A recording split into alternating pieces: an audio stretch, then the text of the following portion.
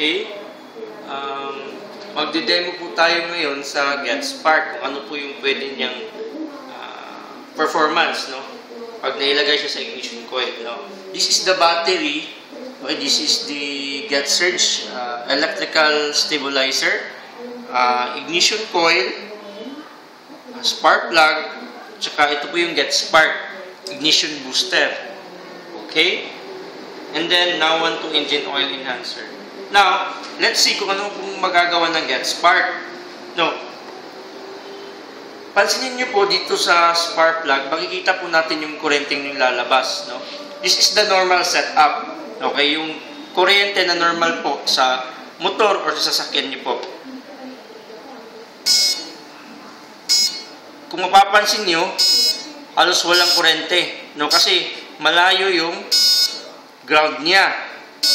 Okay? Lagyan po natin ng GetSpark.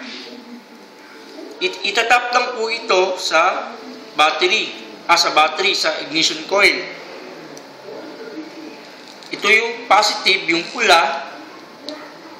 Negative, yung blue.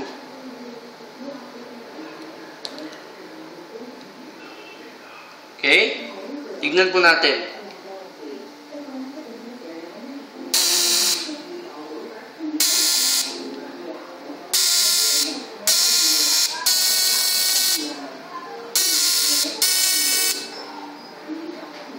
Malakas po yung kurente niya. Tanggalin po natin.